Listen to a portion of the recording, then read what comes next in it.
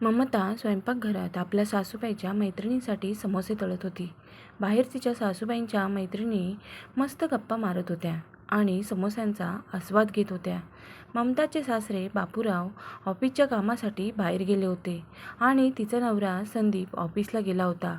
खरे तर ममताचे तिच्या सासूवर खूप प्रेम होते, कारण तिच्या सासऱ्यांचे आणि नवऱ्याचे तिच्यावर खूप प्रेम होते.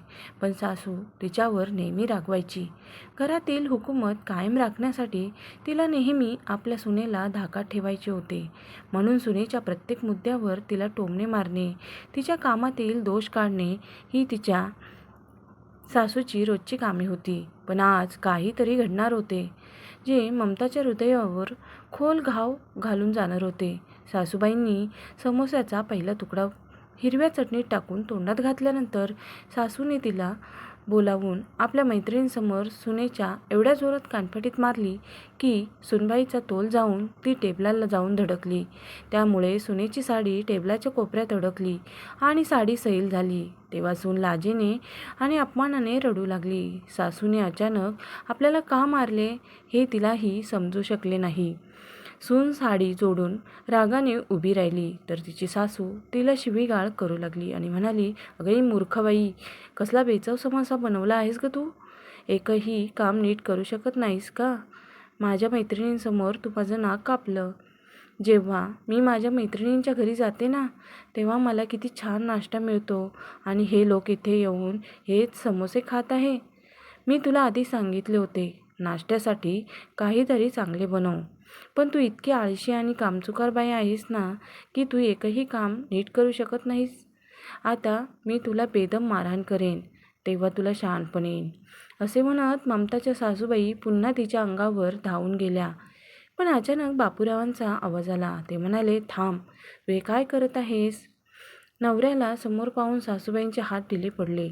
बापूराव रागाने बायकोकडे आले आणि तिच्या जोरात गालावर थप्पड मारत म्हणाले, "तू हे काय करत होती? सुनबाईबरोबर असे काही करशील असा मी कधी विचारसुद्धा केला नव्हता, की तू माझ्या मागे अशी काही हरकत करत असशील. हे माझे घर आहे. या घरात प्रेमाने भरलेल्या नात्यांचा सुगंध यायला हवा. तुझ्यामुळे या घरात आज सुनबाई वावरत आहे. अगं तुला जेव्हा म्हातारपणी गरज पडेल ना, तेव्हा तुझी ही सून तुझ्या कामी येईल. ह्या तुझ्या मैत्रिणी नाही, जी तू तुझ्या मैत्रिणींसमोर माझ्या सुनेला थप्पड मारत आहे." बापूरावांचे असे रुद्र रूप पाहून सासूबाईंची एक एक मैत्रीण तिथून हळूहळू निघून जाऊ लागली. आपल्यावर हात उचलल्यामुळे ममताच्या सासूला स्वतःचीच लाज वाटू लागली. त्यामुळे ती आता आपल्या सुनेचा जास्तीत जास्त तिरस्कार करू लागली. पण खरं तर ती आता आपल्या नवऱ्यासमोर सुनबाईवर कोणत्याही प्रकारचा अत्याचार करू शकत नव्हती. कारण बापूरावांनी सासूबाईंना अशी तंबीच देऊन ठेवली होती की तू सुनबाईबरोबर चुकीचा व्यवहार केलास तर तुला या घराबाहेर काढेन. आपल्या नवऱ्याच्या धमकीमुळे सासूबाईंनी आपले हात, पाय, डोकं शांत ठेवलं होतं. पण एखाद्या माणसाविषयीचा तिरस्कार मनात असेल ना, तर त्या बीजाचे हळूहळू एका रोपट्यामध्ये परिवर्तन होत असते. तसेच काहीसे ममता सासूबाईंचे झाले होते. तर आपल्या सुनेबद्दलचा राग आपल्या मनात दाबून ठेवत होत्या. पण याउलट त्या घटनेनंतर सासूबाई शांत झाल्याचे ममताला वाटू लागले. तिला वाटत होते की तिच्या सासूबाईमध्ये सुधारणा झाली आहे. त्यामुळे ममता पूर्वीपेक्षा जास्त सासूची काळजी घेऊ लागली होती. ममता आपल्या सासूबाईसोबत छान बोलायची. सासूबाईसुद्धा देखावा करण्यासाठी ममतासोबत गोड बोलू लागल्या होत्या. पण सासूबाई फक्त आपल्या सुनेचा बदला घेण्याची योग्य संधी शोधत होत्या. आपले नशीब उद्ध्वस्त झाल्यावर ही संधी मिळेल असे कधी सासूबाईंना वाटले नव्हते. एके दिवशी बातमी आली की बापूरावांना ऑफिसमध्ये हृदयविकाराचा झटका आला आहे आणि त्यांना रुग्णालयात दाखल करण्यात आले आहे. तेव्हा सर्व कुटुंबियांनी रुग्णालयात धाव घेतली. मात्र तेथे पोहोचताच त्यांना अशी बातमी समजली की ते आता या जगात राहिलेले नाहीत.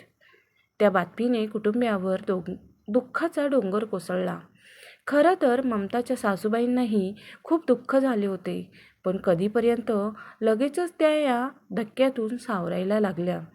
पण सासरे निघून गेल्यावर सुद्धा पुन्हा एकदा त्यांनी तिच्या सासूबाईंना संपूर्ण घराचा ताबा घेण्याची प्रबळ इच्छा झाली. त्यामुळे आता त्यांनी आपल्या सुनेचा म्हणजे ममताचा खुलेआम छळ सुरू केला. एकतर ममता आपल्या सासऱ्यांच्या निधनाने दुःखी होती, वर तिच्या सासूचा अत्याचार वाढू लागला होता. सासूबाई नेहमी तिच्याशी उद्धटपणे वागायच्या. त्यामुळे ममता खूप परेशान राहू लागली होती. पूर्वी जेव्हा ममता आपल्या नवऱ्याला संदीपला सासूबाईंच्या वाईट वागणुकीबद्दल सांगायची, तेव्हा संदीप आपल्या आईला समजावण्याचा प्रयत्न करत असायचा. पण आता तोही म्हणायचा की बाबा या जगात नाही ना, त्यामुळे आई एकटीच आहे. अशा वेळी आपण तिच्यावर लक्ष देणे, तिची काळजी घेणे गरजेचे आहे. त्यामुळे आता मी आईला काही बोलून तिचे मन दुखावू शकत नाही.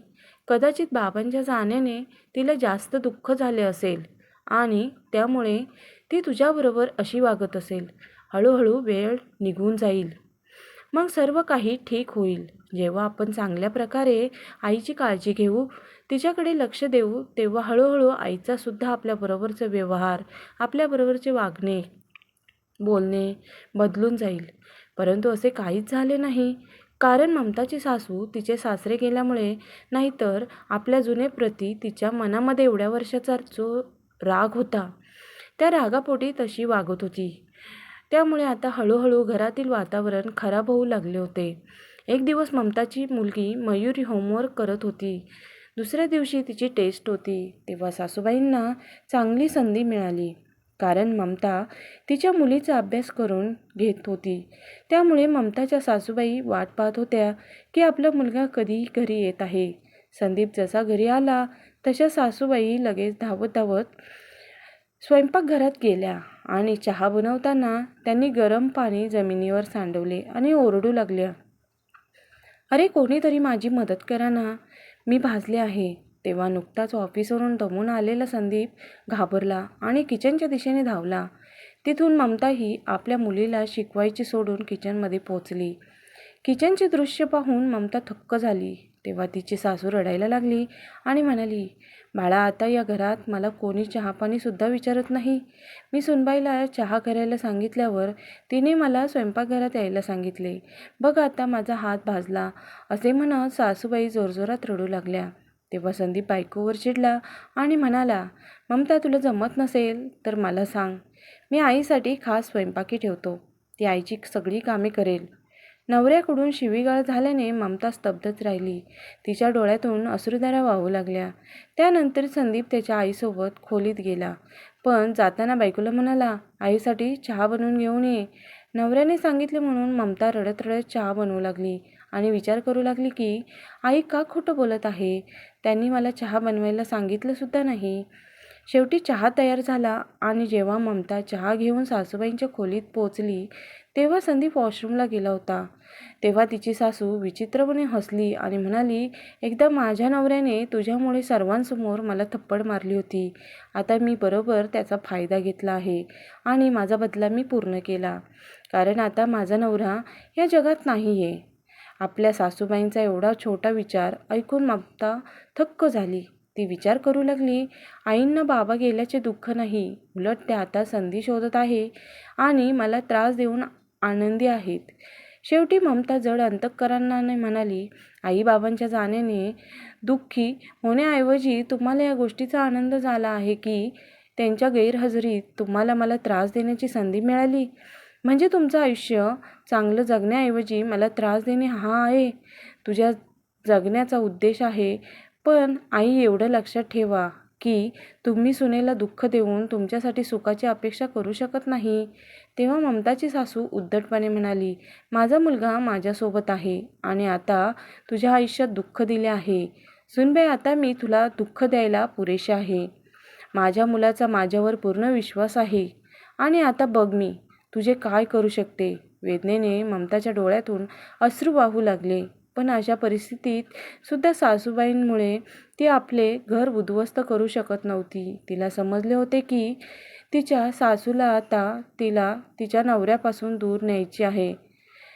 त्यामुळे ममताला खूप वाईट वाटत होते, गुदमरल्यासारखे वाटत होते.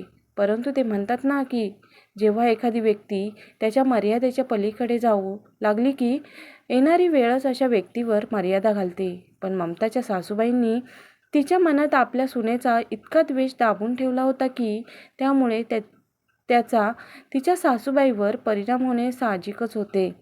एक दिवस सकाळी सासूबाई खोलीतून बाहेर आल्या नाहीत म्हणून संदीप स्वतः त्यांना पाहण्यासाठी त्यांच्या खोलीत गेला. तेथे पोहोचताच आईची अशी अवस्था पाहून त्याने आरडाओरडा सुरू केला. कारण त्याच्या आईची जीभ लटकली होती आणि तिचे संपूर्ण शरीर थरथरत होते. त्यांनी तातडीने आईला हॉस्पिटलमध्ये नेली. तिथे पोहोचल्यावर कळलं की तिला अर्धंगवायूचा झटका आला आहे आणि आता तिला बोलता येत नाही आणि चालताही येत नाही. आपल्या आईची अशी अवस्था पाहून संदीपच्या डोळ्यातून अश्रू वाहत होते. अशा वेळी ममताला जुन्या सर्व गोष्टी आठवल्या. म्हणूनच ती आपल्या नवऱ्याला संदीपला म्हणाली की मी आईची सेवा करीन, पण मी त्यांना एकटी सांभाळू शकणार नाही. त्यामुळे आता मला त्यांची काळजी घेण्यासाठी मदतनीस हवी आहे. संदीपनेही होकारार्थी मान हलवली, कारण आता त्याच्याकडे होकार देण्याशिवाय पर्यायच शिल्लक राहिला नव्हता. काही दिवसांनी ममताच्या सासूबाई घरी परतल्या होत्या. आता ना त्यांना जिभेचा वापर करून सुनेला शिव्या देता येत नव्हते, ना हात पाय हलवता येत होते. त्या स्वतःच प्रत्येक गोष्टीसाठी इतरांवर अवलंबून राहू लागल्या. सुनेला त्रास देणार असे सासूबाईंनी मुद्दामपणे सांगितले होते, पण त्याच सासूबाई आता स्वतःची वैयक्तिक कामे करण्यासही सक्षम नव्हत्या. आता त्यांना दिवसभर खोलीत कोंडून राहावे लागायचे. ममता सासूबाईंसाठी ठेवलेली मदतनीस तिच्या सहकार्याने तिची सर्व कर्तव्य पार पाडत होती. पण ममता आपल्या सासूबाईंशी बोलायची नाही.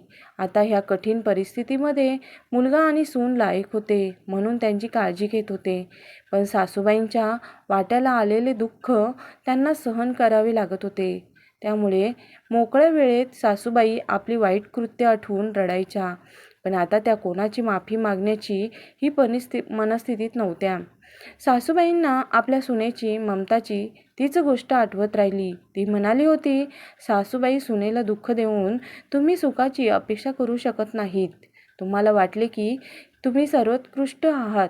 घरातील प्रत्येकावर तुम्ही राज्य करता.